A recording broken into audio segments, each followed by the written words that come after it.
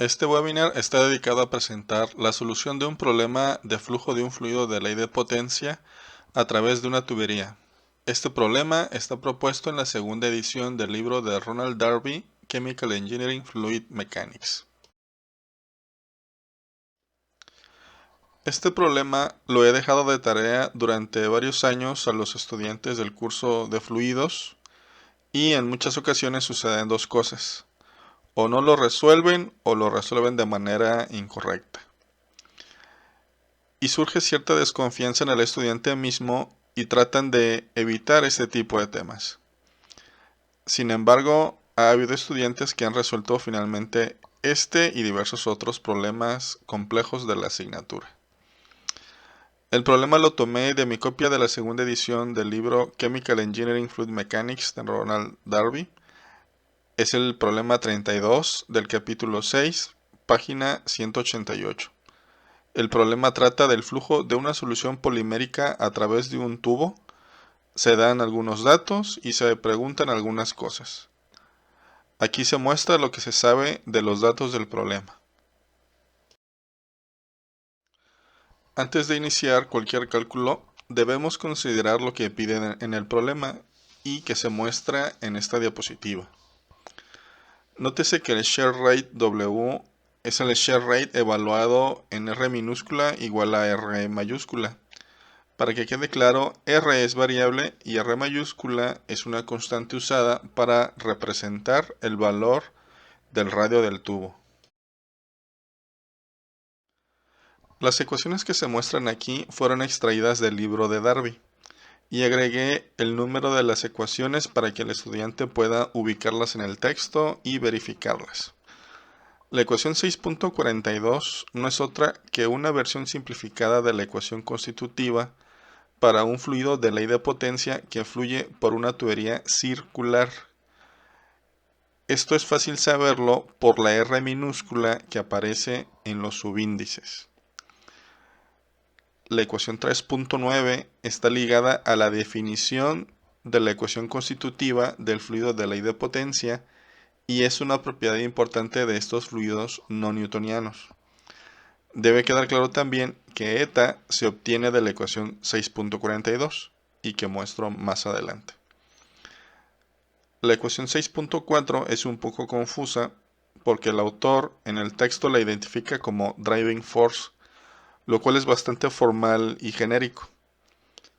Sin embargo, debe aclararse que delta phi es en realidad la diferencia de presiones, pero en un sentido más general.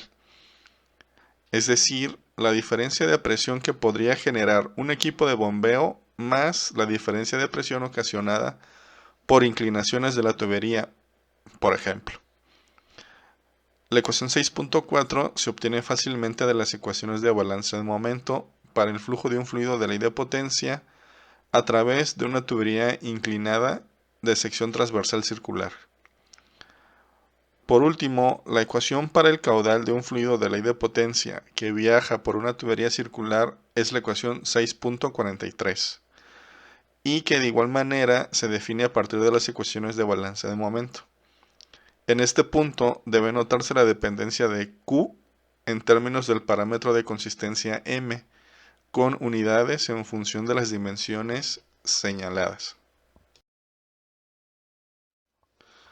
La diferencia de presiones por unidad de longitud puede despejarse fácilmente de la ecuación 6.4, que es lo que se muestra en esta diapositiva como la ecuación 5.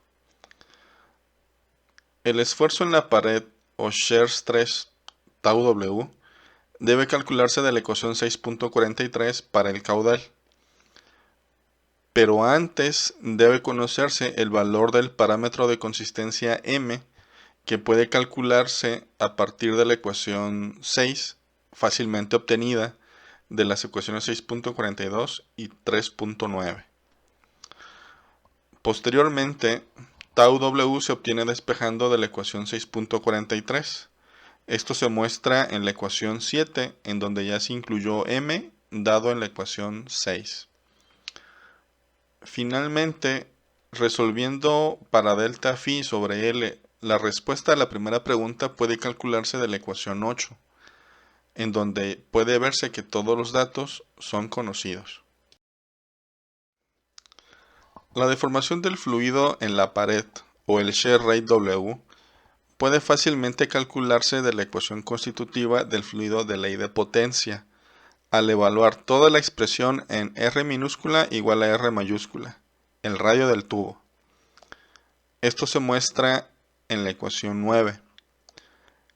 Debe notarse que la deformación del fluido también puede calcularse en términos del gradiente de presión, lo cual tiene sentido ya que el fluido se deforma por la acción de una fuerza sobre este mismo.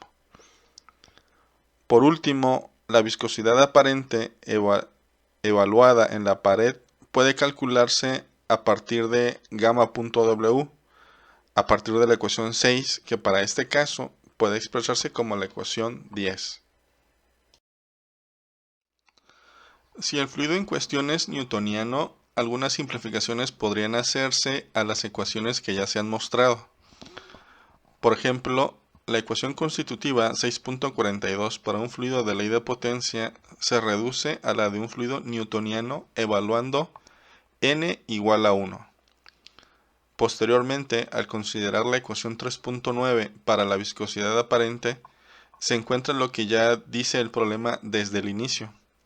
La viscosidad del fluido newtoniano es la misma que la viscosidad aparente. O puesto de otra manera, bajo esta simplificación, el parámetro de consistencia m se reduce a la viscosidad dinámica. En términos matemáticos, el gradiente de presión se podría calcular a partir de la ecuación 11, que se obtiene fácilmente de la simplificación de la ecuación 8, como ya se explicó. Nótese que la ecuación 11 es exactamente la misma que la ecuación 6.11 en la página 154 del libro de Darby.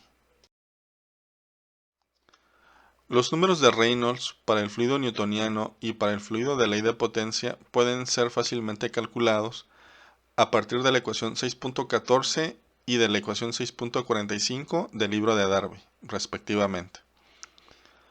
Para el caso newtoniano, la ecuación 12 mostrada aquí es exactamente la ecuación 6.14 del libro de Darby. Mientras que para el fluido de ley de potencia, la ecuación 6.45 en términos de la velocidad lineal promedio se reescribe como la ecuación 13. Debe quedar claro para el estudiante que para poder calcular el número de Reynolds para el flujo laminar de un fluido de ley de potencia a través de una tubería circular, no puede simplemente usar la ecuación de caudal igual a la velocidad por el área, que se usa en fluidos newtonianos, aunque podría usarse como una aproximación burda. En otras palabras, si no se cuenta con el dato experimental de la velocidad lineal promedio para un régimen de flujo laminar, debe resolverse la integral dada en la ecuación 14 para posteriormente sustituir en la ecuación 13. Con esto terminamos el problema.